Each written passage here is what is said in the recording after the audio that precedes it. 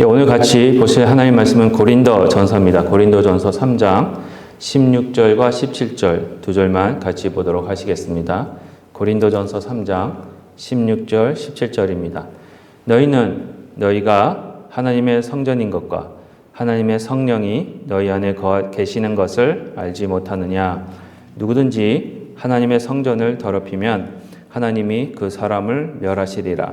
하나님의 성전은 거룩하니 너희도 그러하니라. 아멘. 어느 한 마을에 두 형제가 있었습니다. 그 두 형제가 어렸을 때부터 이제 자라는데, 형은 어릴 때부터 건강한 그 식습관을 잘 먹었어요. 뭐든지 잘 먹고 잘 자랐습니다. 동생은 그렇지만 유아기 옛날부터 어렸을 때부터 계속해서 우유만 먹은 거예요. 그래서 우유 아니면 죽만 먹고 이렇게 자라고 이런 시절을 보냈습니다.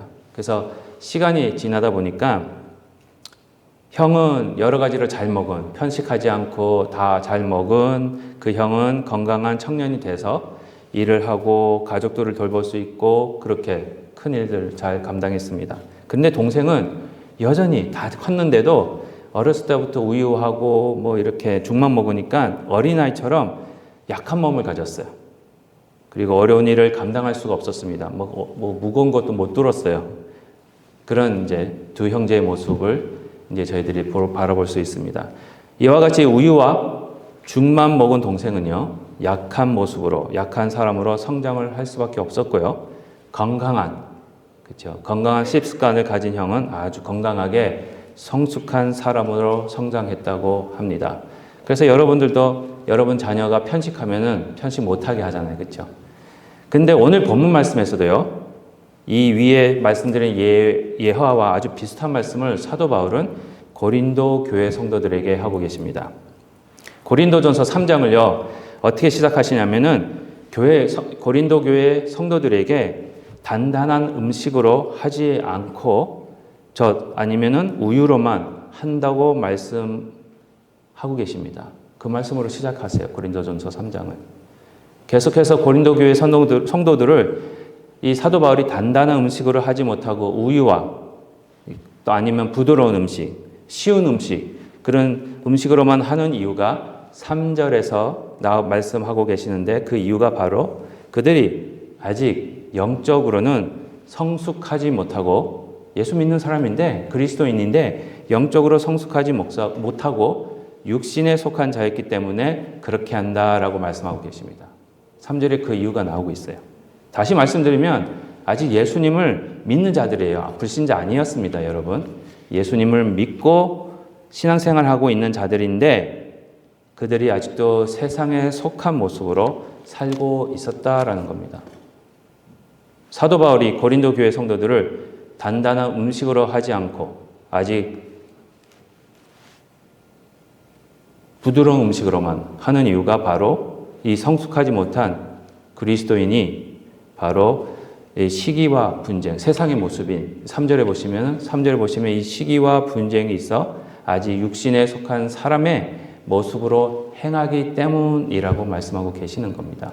세상에 속했다는 것이 바로 이 모습이에요. 고린도전서 3장에는 시기와 분쟁을 얘기하고 있습니다.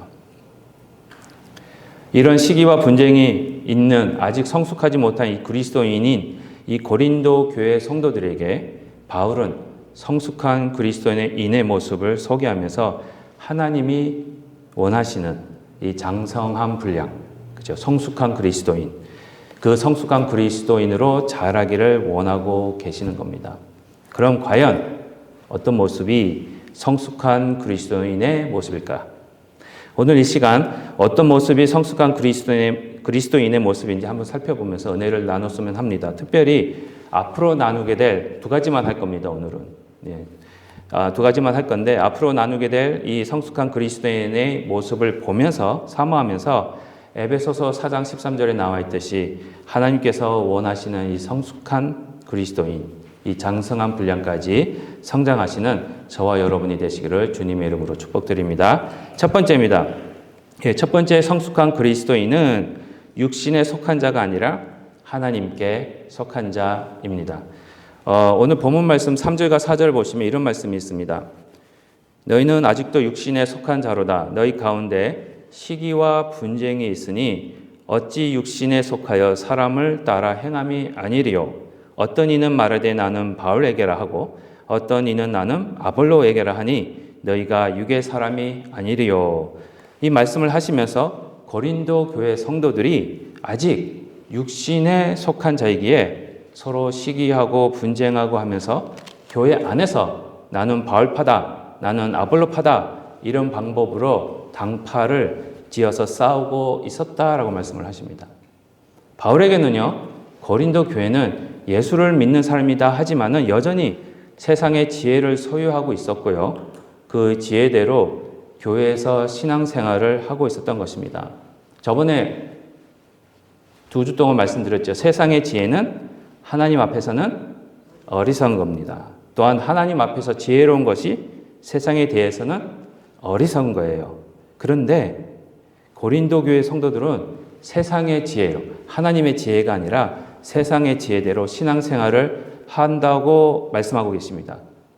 그런 생활은 세상의 기준대로 생각하고 세상의 관점대로 여전히 다른 사람들을 보고 특별히 교회 안에서 성도들을 판단하고 비평하고 선을 끊는 그런 행동을 한다는 거예요.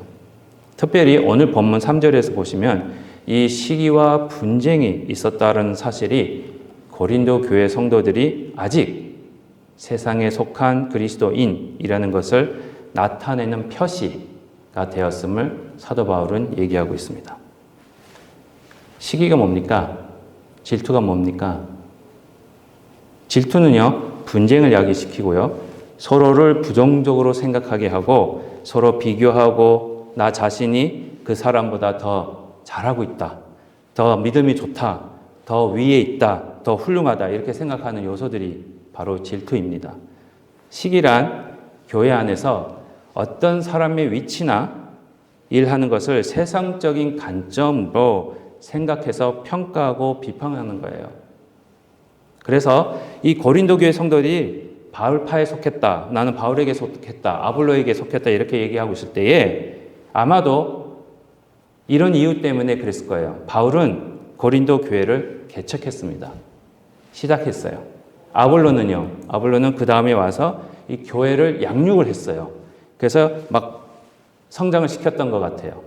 그럴 때 어느 고린도 교회 성도들은 바울이 이 교회를 개척했기 때문에 더 훌륭하다, 아볼로보다 훨씬 나아 이렇게 생각했던 거예요. 어떤 사람은 아니야, 아볼로가 바울보다 더 나아. 왜냐? 아볼로가 교회를 양육하고 성장시켰기 때문에 더 훌륭하고 더 위대해 라고 하면서 서로 시기하고 질투하고 그랬던 거예요. 그리고 상대편을 평가하면서 서로 분열되는 모습을 보였을 겁니다. 그렇죠? 누가 더 위대하냐? 그렇죠? 그럴 때 사도 바울이 오늘 고린도전서 3장 말씀을 하고 계시는 겁니다. 아직 너희들이 세상에 속해 있다. 이런 세상의 방법인 시기와 질투, 경쟁의식 그런 것들이 교회 안으로 들어왔을 때 나타나는 모습이 바로 어떤 모습이겠습니까? 교회가 갈라지는 현상입니다. 교회가 갈라지고 분열되는 것은요, 십자가 모습의 반대입니다. 하나님의 속한 사람들의 모습이 아닌 거예요. 그래서 사도 바울이 고린도전서 1장과 2장에서 계속해서 십자가 얘기를 저희들이 살펴봤잖아요. 그렇죠? 십자가 얘기를 계속 하는 것이 바로 십자가의 모습은 원수 되었던 저희들이 하나님과 하나가 되고 또한 서로 원수로 미워했던 저와 여러분들이 예수님 안에서 하나가 되어 서로 한 가족으로 살게 하는 것인데 그 반대로 분열하고 서로 분쟁하면 그것은 하나님의 뜻이 아니라는 겁니다. 하나님께 속한 자가 아니라는 거예요. 분열하는 것은요, 세상의 모습입니다. 지금 세상이 그렇지 않나요? 예. 미국을 보나 한국을 보나 세상 사람들이 제일 잘하는 게 뭔지 아십니까? 분열이에요. 이 분열하는 것은 세상의 모습이에요. 그리고 하나가 되는 것이 바로 하나님께 속한 자의 모습이라는 겁니다. 그럼 왜 분열하는 것이 세상의 모습이겠습니까? 그리고 하나가 되는 것이 하나님께 속한 자가 되겠습니까? 분열은요, 바로 마귀에게 지는 모습이고요. 하나가 되는 것은 예수님 안에서 승리하는 모습이기 때문에 그렇습니다. 여러분들 줄달리기 다 해보셨죠? 예, 줄달리기. 줄달리기, 한 분만 해보신 것 같아. 한 분만 대답하신 것 같아. 줄달리기 하실 때 승리할 수 있는 비결이 뭡니까? 예, 줄달리기 다 해보셨죠? 예, 해보신 분들 중에 승리할 수 있는 비결이 뭐라고 한번 말씀해 보세요. 예? 팀워크, 그쵸, 팀워크. 팀워크가 뭡니까? 하나 되는 거예요. 힘을 하나로 모으는 거예요. 팀이 10명이 됐든, 20명이 됐든, 30명이 됐든, 이 팀 모든 사람들이 그들의 힘을 하나로 모아서 줄을 당겨야 승리할 수 있습니다. 만약에 10명이라도, 30명이라도 힘이 서로 흩어지면은 그 팀은 어떻게 됩니까? 결과적으로. 질 수밖에 없어요. 영적인 싸움도 똑같습니다. 교회가 하나 되지 못하면요, 틈이 생겨요. 마귀는요, 이 틈새를 찾고 있어요. 교회를 무너뜨리려고 그 틈새를 딱 보이는 순간 계속 거기만 찔릅니다. 그 팀이, 그 틈새가 커지도록. 마귀가 거기만 공격을 하는 거예요. 결국에는 교회가 넘어지게끔. 지금 저에게 주어진 이 영적 전쟁에서 승리하기 위해서 예수님 안에서 하나 되게 하신 이 모습을 지키시기 바랍니다. 마귀에게요, 틈을 보이면 안 돼요, 여러분. 말씀에도 있잖아요, 그죠? 틈을 보이면 안 됩니다. 그래서 에베소서 4장 1절부터 3절에 이런 말씀이 있습니다. 그러므로 주 안에서 같이 내가 너희를 권합니다. 너희가 부르심을 받은 일에 합당하게 행하여, 그렇죠? 모든 겸손과 온유로 하고 오래 참음으로 사랑 가운데서 서로 용납하고 평안에 매는 줄로 성령이 하나 되게 하신 것을 힘써 지키라. 이미 에베소 말씀을 보시면은요, 저와 여러분들을 예수님을 통해서 하나님께서 교회로 부르신 이유가 있습니다. 그 부르심의 이유가 있는데 그 부르심에 합당하게 행하라고 하는데 그게 뭐냐? 바로 하나 되게 하신 것. 그리고 그 하나님의 부르심에 합당하게 행하는 것이 바로 저희 교회가 하나 된 것을 지키는 것이라고 에베소서 4장이 말씀하고 계시는 겁니다. 그런데 예수님의 보혈로 피로 하나 되게 하신 이 공동체, 그렇죠? 이 공동체를 지키는 방법이 있습니다. 그렇죠? 그 지키는 방법이 바로 겸손, 온유, 오래 참음, 사랑, 그리고 서로 용납하는 거라고 에베소서 4장 2절에서 말씀하고 계시는 겁니다. 나와 생각이 다르고요, 성품도 다르고요, 성격도 다른 사람, 그런 사람과 하나가 된다는 거 정말 힘듭니다. 그렇죠? 보면 볼수록 마음에 안 들어요. 혹시 여기 현 목사를 보면 볼수록 마음에 안 드시는 분 혹시 계세요? 혹시 그런 분 안 계시죠? 그런 분 계시면 안 되는데. 예, 보면 볼수록 마음에 안 들어. 예, 하지만 이런 사람들과 하나가 되기 위해서 그들을 그 모습 그대로 용납하는 것, 그게 하나님께 속한 자입니다. 마치 예수님께서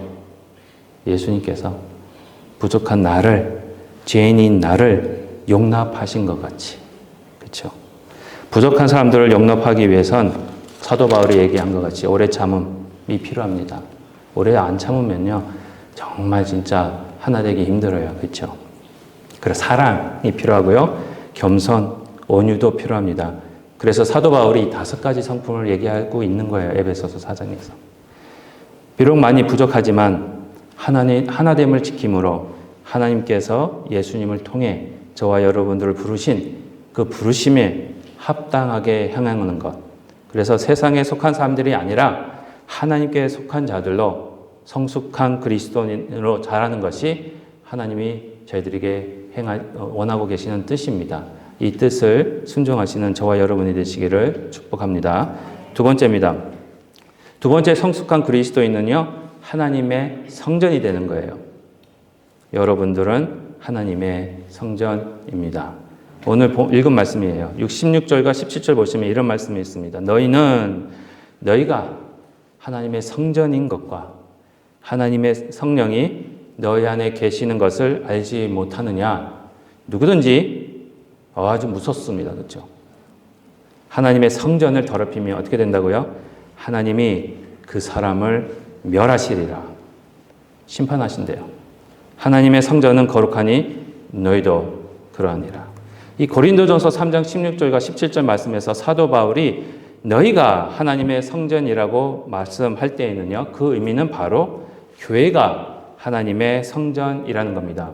그런데 이제 후에 물론 보시면 고린도전서 이제 3장 후에 보시면은요, 고린도전서 6장 19절에 보시면은요, 똑같은 말씀이 또 나오는데 너희가 하나님의 성전이다라고 말씀하시는데 그때 너희는 한 개인을 얘기하고 있어요. 단수입니다.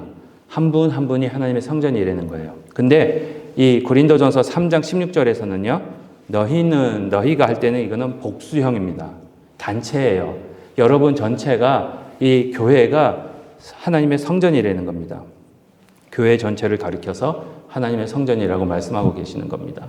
그래서 새언약교회가 아니 여기 타코마나 아니면 한국이나 아니면 아프리카나 모든 교회들이 다 하나님의 성전이라고 말씀하시는 겁니다. 그래서 이 공동체가 하나님의 성전이라고 할 때에 이 공동체가 하나님의 성전이 되는 거고요. 그 이유는 16절에서 말씀하셨듯이 성령님이 여기에 거하시기 때문에 성령님이 거하시는 곳이 바로 성전이라는 겁니다. 성령님이 거하신다는 것은 무슨 의미입니까? 거기에 하나님이 거하신다는 거예요. 성령님이 거하신다는 것은 거기에 예수님이 거하신다는 것입니다. 그럴 때에 하나님이 거하시는 곳, 예수님이 거하시는 곳이 성전이죠. 그렇죠? 여러분들 마음속에 예수님 계신다고 믿습니까? 그럼 여러분이 성전이에요. 여기가 성전이에요. 여기 예수님이 계신다고 믿으세요? 여기가 성전이에요. 또한 이 성전은 오늘 본문 말씀인 고린도전서 3장 11절을 보시면 이런 말씀이 있습니다. 이 닦아둔 것 외에 능히 다른 터를 닦아둘 자가 없으니 이 터는 곧 예수 그리스도라고 말씀하고 계십니다. 교회는 바로 예수 그리스도를 기초로 해서 그 위에 세워진 공동체이기 때문에 하나님의 성전이라고 부르는 거예요. 이와 같이 교회가 하나님의 성전이고요. 교회가 성령님이 거하시고요. 교회가 성령님을 통해 예수님이 거하시기 때문에 교회인 저와 여러분은 성숙한 그리스도인으로 이 세상과는 구별된 그런 사람들로서 이 세상에서 살지만 이거 잘 이해를 저보가 어저께 수업하면서 이 말을 했더니 잘 이해를 못하더라고요. 이 세상에 살지만 이 세상에 속한 자들이 아니라는 거. 예. 그 말씀을 알리고 계십니다. 여러분들은 하늘나라에 속한 자들이에요. 그렇기 때문에 성전이고요. 그렇기 때문에 구별된 분들이라는 겁니다. 하나님의 성전이기 때문에 저와 여러분은 하나님께 속한 자들이라는 거예요. 더욱이 저희들이 하나님의 성전이라는 의미는 저희가 하나된 공동체로서 하나됨을 지켜야 됨을 또한 강조하고 있습니다. 한번 생각해 보세요. 하나님은 몇 분이십니까? 다른 분들은 한 여러 분으로 대답하신 분들만 한 분으로 생각하시는 것 같아요. 다시요. 하나님은 몇 분이세요? 한 분이십니다. 그러면 그 하나님이 거하실 장소인 그 집은, 그 성전은 몇 개여야 됩니까? 하나야 돼요. 그게 구약에서 나오는데 구약에서 보면은 하나님의 성전은 하나입니다. 특별히 신명기에 보시면은 하나님이 직접 명령을 하세요. 내가 사람이 정한 곳이 아니에요. 내가 하나님이 직접 정한 그곳에 하나님의 성전을 하나만 짓게 하십니다. 그러면 하나뿐인 하나님이 거하시는 곳도 한 곳이라는 거예요. 하나밖에 없는 성전이 된다는 겁니다. 그러면 하나밖에 없는 성전이 바로 교회가 된다면 교회 역시 몇 개여야 합니까? 하나예요. 그래서 이 하나됨을 지키려는 겁니다. 왜? 성전이 하나고 하나님이 한 분이시고 성령이 한 분이시고 예수님이 한 분이시기 때문에. 조금 전에도 말씀드린 것 같이 서로 다른 저희가 예수님의 은혜와 성령님의 역사로 하나가 되었습니다. 이 새언약교회는 예수 그리스도의 보혈의 피로 하나가 되신 분들이에요. 이렇게 하나 되신 저와 여러분들이 예수님께서 하나 되게 하신 것을 지키는 것. 솔직히 근데 그게 쉽지는 않습니다. 그렇죠? 너무 힘들고 저희의 힘으로는 할 수는 없습니다. 그렇다고 힘들고 어렵다고 포기할 수도 없습니다. 죄송합니다. 여러분들은 여기 딱 어쩔 수 없어요. 초이스가 없어요. 예. 하나 되게 하셨고요. 힘든 일은 맞습니다. 근데 힘들다고 포기할 수 있는 일은 아닙니다. 왜? 포기하면 그건 하나님 뜻이 아니기 때문에 그렇습니다. 어떻게 보면 하나님의 뜻대로 순종한다는 것, 그 많은 것들 중에 하나가 바로 하나됨을 지키는 것일 겁니다. 이렇게 하나 되게 하신 그 일을 지키는 일은 저희들의 힘이나 능력으로 하는 것이 아니라 누구의 힘으로요? 성령의 힘으로. 그래서 성령이 거하시는 거예요. 예, 성령이 거하시는 거예요. 성령이 하시는 거고요. 성령으로만이 가능한 일입니다. 그렇게 저희들은 성령님의 인도하심과 동행하심이 절실히 필요한 자들이에요. 그래서 이 일을 위해서 기도하셔야 돼요. 성령님을 구하셔야 돼요. 저희가 아까 찬양했잖아요. 그렇죠? 성령님을 구하는 것. 성령님의 이곳에 임하여 주옵소서. 이렇게 항상 성령님과 동행하면서 그분의 능력에 의지하면서 사는 것이 필요한 자들이기 때문에 저희들이 바로 성전이라고 말씀하고 계시는 겁니다. 성령님과 항상 동행하는 것이 성전으로 사는 삶임을 알리고 계시는 거예요. 이렇게 항상 성령이 저와 여러분 안에 계시기 때문에 저희들이 성전이 된다고 말씀하시고요. 이 성령에 의해 이끌리는 삶은 지금 이곳에 계시는 교회인 저와 여러분들이 반드시 그리고 결단코 항상 소유해야 하는 삶입니다. 성령님의 인도하심과 역사하시는 능력이 없이는 저와 여러분들은 결단코 성숙한 그리스도인으로 또 성전으로 살 수가 없고 또 하나됨을 지킬 수도 없습니다. 그래서 성령에 이끌리는 그런 삶에 꼭 필요한데 그건 선택이 아닙니다, 여러분. 그거는 필수적으로 여러분들이 꼭 사모하시고 기도하시고 응답받으셔야 할 일입니다.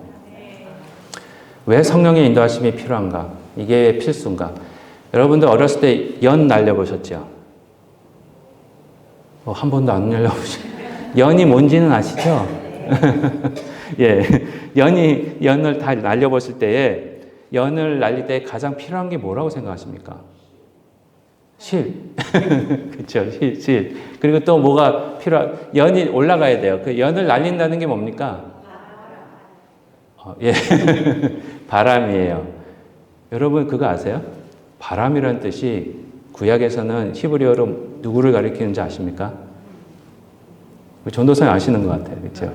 바람의 단어가 원래 뜻은 뭡니까? 크게 말씀하세요. 시브리어까지 얘기하셔서 르하. 그 뜻이 뭡니까? 바람. 근데 그게 하나님의 영. 성령이라는 단어가 루하입니다. 그게 바람이라는 뜻이에요. 연이 중요한 게 바람이에요. 그렇죠?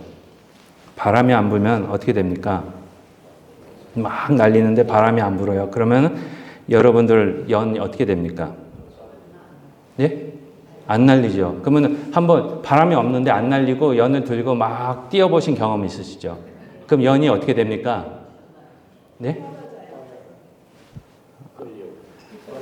다음 주에 제가 연을 가지고 와서 한번 나가셔서 한번 해보셔야 될 것 같아요. 제 기억에는요, 바람은 날린다고 막 바람은 안 부는데 가지고 뛰면은 연이 땅 위에서 어떻게 됩니까? 댕댕댕댕댕 굴기만 해요. 계속 하면 결국에는 그 연이 어떻게 됩니까? 예? 다시 크게요? 부서져요. 찢어져요. 그래서 고린도전서 3장 17절에서 성령이 없으면, 이 바람이 없으면 바람 없는 신앙생활, 성령 없는 신앙생활, 그렇죠? 교회가 하나 되면 성령이 없으면 부서질 수밖에 없다는 겁니다. 그렇게 부서지는 자는 하나님이 심판하신다는 거예요. 그리고 근데 바람이 불어서 연이 탁 날리면은 어떻게 합니까? 연이 한번 딱 하늘 위에서 떠서 있으면 여러분들 하실 거 있으세요? 그냥 가만히 서서 구경만 하시면 돼요. 그게 성령의 역사입니다. 성령의 바람이 불어서 저희들을 데리고 높이 날아가는 일이 생기면, 다시 말씀드려서 저와 저희 삶과 여러분의 삶과 몸이, 마음이 성령의 바람에 모두 맡겨질 때에 성령이 이끄시는 대로 가게 되는 것이고요. 그렇게 되면 성령의 이끄심이 있기 때문에 저희는 가만히 서서 구경만 하면 됩니다. 만약에 성령의 이끄심이 없으면 바람이 없는 영과 같이 이 땅에서 대굴대굴 굴다가 그 상처, 고통 다 당하다가 결국에는 부서집니다. 그렇게 신앙생활 왜 하시려고 그러세요? 기차 한번 또 생각해 보세요. 기차가 어디로 다닐 때가 가장 안전하고 가장 빠르게 달릴 수 있습니까? 그렇죠. 여기는 기차가 있어서 금세 아시네요.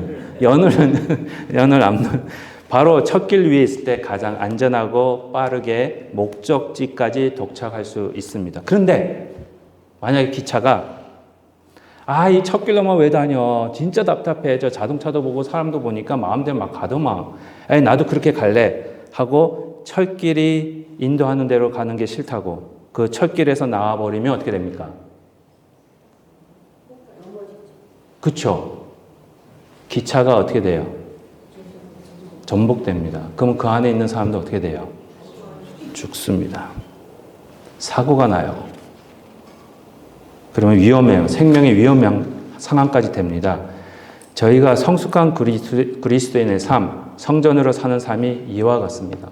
저희가 성령이 이끄시는 대로, 이 철길이에요. 성령이 이끄시는 게 철길이에요. 그 이끄시는 대로 살아야 되는데 성령이 이끄시는 대로 사는 이 세상에서 성령이 이끄시는 대로 산다 보니까 너무 답답하고 정해진 길로 가는 것 같고 옆에서 뭐라 그러고 너는 왜 이렇게 답답하게 사냐? 예수 믿어도 좀 융통성 있게 믿어라. 뭐 그렇게 얘기를 하니까 한번 벗어나봐. 네. 그렇게 되는 순간 마치 기차가 철길에서 벗어나 사고가 나듯이 교회는요, 그렇게 되면 사고 납니다. 그러면 나만 다치는 게 아니라, 잘 들으세요. 내가 이 교회 안에서 성령이 이끄시는 대로 사는 게 싫다고 철길에서 나오는 기차가 같이 나와버리면 나만 다치는 게 아니고 나만 죽는 게 아니고요. 내 옆에 있는 사람까지 죽여버리는 겁니다. 그런 일 하지 마세요. 제발 좀 교회 안에서. 오늘 본문이 고린도전서 3장 17절에서 계속해서 철길을 벗어난 기차가 부서지듯이 성령의 이끄심에서 벗어나버린 교회가 교회를 부서뜨리는 경우가 있다고 말씀하고 계시는 겁니다. 바로 17절에서 성전을 더럽히는 행위가 바로 이 행위라고 말씀하고 계시는 거예요. 성전을 더럽힌다는 것은 성전을 파괴하는 것과 같습니다. 성전이 파괴되는 때가 바로 성령이 거하심으로 성전이 된 저희들이 성령의 이끄심이 아닌 세상이 이끄는 대로 갈 때에 바로 기차가 철길에서 나와서 다른 곳으로 가는 것과 같은 현상이 일어난다는 거예요. 마치 탈선한 기차가 부서지듯 성령이 이끄시는 대로 가지 않고 성령에서 성령에서 나와버린 교회는 부서질 수밖에 없다는 겁니다. 그렇다면 세상의 방법대로 산다는 게, 성령의 방법이 아니라 세상의 방법대로 산다는 게 뭡니까? 성령의 습관이 아니라 세상에서 살던 옛날 저희들의 삶의 습관대로 사는 겁니다. 옛날 습관을 버리지 못해서, 옛날 성품을 버리지 못해서, 옛날 생각을 버리지 못해서 교회를 분열하게 하고 분장하게 하고 당을 만드는 것이 교회를 하나된 성전이 되는 것에 교회 장애가 되고요. 또 오늘 고린도전서 3장에 말씀하시는 것 같이 부서지는 그런 삶을 보여주는 것밖에 안 된다는 겁니다. 예수님 만나기 전에, 그리고 새로운 피조물이 되기 전에 가지고 있었던 습관들은요, 저희 새로운 모습과 성전을 파괴하게 되는 겁니다. 그래서 에베소서 4장 22절에 이런 말씀이 있습니다. 너희는 유혹의 욕심을 따라 썩어져가는 구습을 따르는 옛사람을 벗어버리고 라는 말씀이 있습니다. 이 말씀에서 구습이 뭡니까? 옛날 습관이라는 의미예요. 그리고 이 옛날 습관이 어떤 성격이 있다고요? 썩어져가는 거예요. 이 썩어지다라는 뜻이요, 고린도전서 3장 17절에 나와 있는 부서지다라는 단어와 똑같은 단어입니다. 옛날 습관이 썩어질 수밖에 없고 부서뜨리는 것밖에 될 수 없고 또 나만 썩는 게 아니라 다른 사람까지 썩어지게 하고 부서뜨리는 그런 습관이 있기 때문에 그것을 버리고 새 사람이 되라는 겁니다. 근데 그 이유는 옛사람이 그렇게 부서뜨리는 것밖에 될 수 없는 이유가 바로 이 유혹과 욕심의 지배를 받아 살아왔던 습관이기 때문에 그렇다라고 말씀하고 계시는 겁니다. 저희는 더 이상 이런 세상의 유혹과 욕심에 이끌리며 사는 그런 옛날 습관을 가지고 있는 분들이 결코 아닙니다. 사도 바울이 고린도전후서 5장 17절에 이렇게 말씀하고 계시잖아요. 그런즉 다시 한번 같이 읽어볼까요? 그런즉 누구든지 그리스도 안에 있으면 새로운 피조물이라 이전 것은 지나갔으니 보라 새 것이 되었도다. 여러분들의 구습은 없어진 거예요. 썩어져가는 구습은 없어진 거예요. 유혹과 욕심으로 사로잡힌 모습은 없어진 거예요. 오직 예수 그리스도 안에서 새로운 피조물이 되었고요. 옛날 습관이 가지고 있었던 그런 것들은 다 지나갔다고 말씀하고 계십니다. 그렇다면 저희가 새로운 피조물로서 하나님께서 고린도후서 5장 17절에는 새로운 피조물이 됐다고 말씀하셨지요. 그럼 바로 고린도후서 5장 18절로 넘어가겠습니다. 바로 밑에 보시면 이런 말씀이 있어요. 새로운 피조물인 저희들에게 화목하게 하시는 새로운 직분을 주셨다고 합니다. 바로 그 다음 절이에요. 고린도후서 5장 17절에는요. 새로운 피조물이 됐다 얘기하고 18절 말씀이에요. 모든 것이 하나님께로서 났으며 그가 그리스도로 말미암아 우리를 자기와 화목하게 하시고 또 우리에게 무슨 직분을 주셨다고요? 화목하게 하는 직분을 주셨습니다.